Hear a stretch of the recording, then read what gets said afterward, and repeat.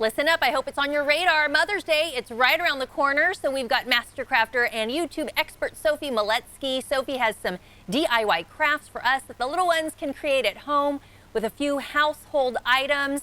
Sophie, you always have such great ideas. Talk about what we're going to make today to kick off Mother's Day. Hey, Aubrey, how are you? Happy Mother's Day to come. So listen, you might be stuck in the house, right? And you don't have access to all kinds of materials, right? So what I've got is a bunch of stuff that you can just make with household items. So I'm going to show you what those are, and then you, because it's going to be Mother's Day and you're the mother in the room here, you get to decide which one we're going to make. So we'll start. This is a very, very simple card. It says, "Hey Mom, I'm your biggest fan." And then when you open it up, it says, "I love you, Mom." So that's a very simple pop-up card that you can make, and all you need is 2 pieces of paper and a marker for that one. Then here's another one. Why not give her a bouquet of flowers? These are 3-dimensional flowers, again, just made with construction paper. And I love that scissors. one. Yeah, easy, right? So I think you're gonna like this one too. This one is just paper and construction Pretty, paper. that one's pretty. And that one. And then here, I think you're gonna really like this one. This one is, believe it or not paint, but you ready for this? It is food coloring, because most people have food coloring, I figure. Oh, wow. Food coloring, and a Q-tip. Really? Yeah. Oh my goodness, that heart looks perfect. And then there's also this one too, which is just another technique version of the same thing that I showed you before. So you want to do the heart? Yeah, let's do the heart. I think that's really cute. All right, so let's start with the heart. So what we're going to do, I'm going to actually switch to my hands, Aubrey, so you can see Sure. my desktop. So here we go. Welcome to my workshop. So as you can see, it's just a heart in the center, but because this piece of paper, we don't want to like have our little dots going all over the place. What we're going to do is we're going to construct what I call basically a mat. So first thing first, take our little piece of paper here, and we're going to make a mat. And the way we're going to make a mat is just take a piece of paper like this and fold it in half and cut a heart shape. Gotcha. So that's why your heart was so perfect. You had a little, Right. you had a little guide, a little stencil there. Well, exactly. And you know, the thing about it is nobody can expect anybody to make a perfect heart, you know, with with little paints, you know, it's impossible. So you create a stencil. So what I'm going to do is I'm just going to take some of these little loops of blue tape here. And it's great if you can use something like this or washi tape, you know, that'll come off easily, because you don't want it to pull away. Once you take the stencil off, you don't want it to take your whole artwork with it. You know what I mean? That's And right, leave little Sophie. And I rips. wanted to say, you know, we're used to, you know, kids are usually in school, so we're getting the handmade crafts from school. But just because they're not in school doesn't mean the kids can't still handcraft a gift for Mom with love. Absolutely. And I mean, the biggest thing is that what you want is you want something that's fun, you want something that's easy, and you want something that allows them to have their own personality.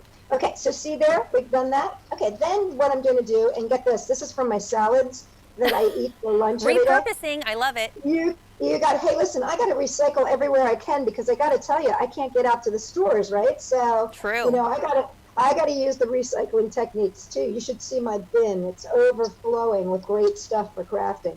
So anyway, we're going to just put some drops. Now you notice it doesn't take very much. I was just going to say, I always tell my boys when we're working with any kind of food coloring, just a little bit. You can always add more, Yeah. but you can't take it away. That's the thing about it. Yeah, if you're making slime and stuff like that, you'll notice that a little bit goes a long way. Okay, so I've got all my colors here, and then I'm just going to be using a Q-tip.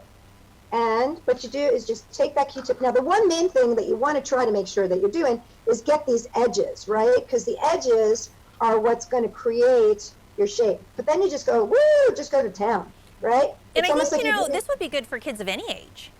Yeah, yeah. Well, and you know, if they're older, they can get really, really, you know, into it and do like shapes and technical dot placement, you know. But if you're a little one, you can just go to town. Bloop, bloop, Yeah, bloop. dab, dab, dab.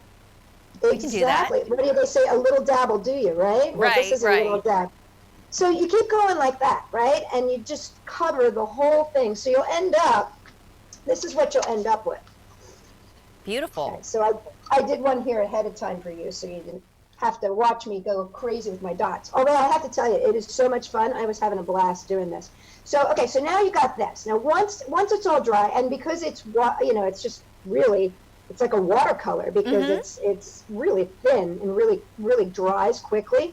I would just say, you know, if you can, put it in the sun for like 5-10 minutes and it'll dry, or just leave it in the house for about an hour and it'll dry. Then you want to just gently, very gently peel off your outer frame here, and there you go. And that's beautiful. That gives you your beautiful card. And then, of course, you can write whatever you would like to around here. Now, just so you know, if you've got like ink pads at home, you know, those ink pads that people use for, you know, for stamping and stuff like that. Yes. You can also do it with thumbprints. Oh, that's another good really idea. Cute. So you can get like all the family, you know, can get doing some thumb printing, which is also fun because then, you know, you get the personality of your kids and you've got all their little fingerprints, and it's just kind of fun to have something. You know, like I must that, say, Sophie, you're always creative and crafty, but I think even now more than ever that we are at home, people are really flexing those creative muscles, and it's good when my boys can sit down and do something creative. It helps to break up some of that schoolwork. So hopefully they are now inspired to make me something for Mother's Day. Tell our viewers where people can go for more information and some ideas on your amazing crafts. Sure. So you just go to the website, www.sophie-world.com. So SOPHIE-world.com. And I've got so much stuff on there. And you know, and we're just having a great time hanging out with people, even though it's a hard time for everybody. It's actually becoming a very creative time because people really have to think outside the box. I love it, Sophie. Thanks so much for joining us.